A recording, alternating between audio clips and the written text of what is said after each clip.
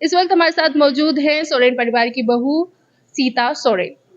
सोरेन जी, सबसे पहला सवाल ये है कि आपने क्यों अपना परिवार छोड़ के बीजेपी का दामन थामा?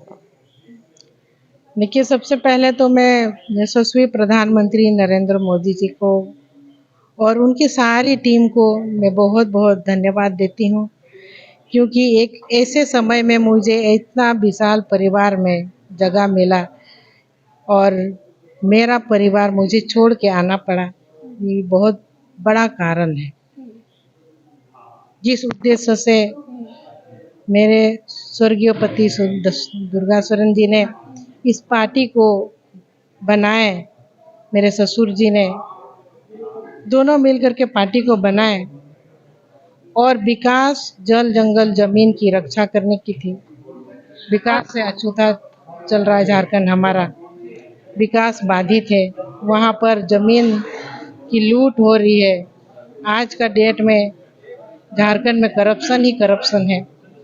तो हमारे जो वहाँ के लोग हैं, स्थानीय लोग हैं, उनको कोई विकल्प ही नहीं मिल रही कि अगर हम बचेंगे तो किसके आधार से बचेंगे। अच्छा, सुनने में ये भी आ रहा है कि मुख्यमंत्री का जो पद है वो आपको नहीं मिल रहा है, जबकि आप इतने एक्सपीरियंस नेता रही हैं जेएमएम की।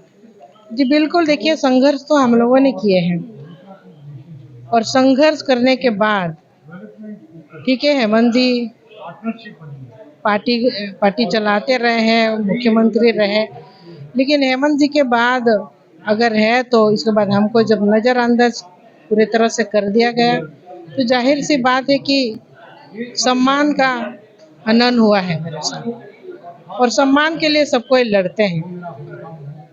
इसी सम्मान को पाने के लिए आज हम नरेंद्र मोदी जी के पास आए हैं और विकास जो है कि मोदी जी से ही होगा।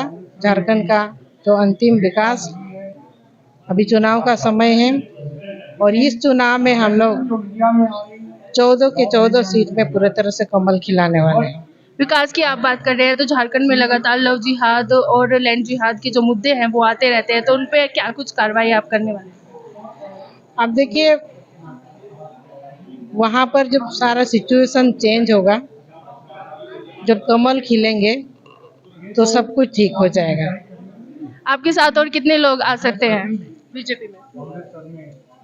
वो तो हम नहीं कह सकते, क्योंकि आने वाले दिनों में बहुत कुछ हो सकता है और अभी तो मैं खुद ही आई हूँ, बाकी सबका मैं नहीं बता। तो ये थी हमारे साथ मौजूद इस वक्त हेमंता सोरेन की भाभी सीता सोरेन, जो कहीं ना कहीं अपनी पार्टी से नाराज होकर बीजेपी ज्वाइन कर लिया है। मीनाक्षी श्रीयान, सुदर्शन न्यूज, दिल्ली।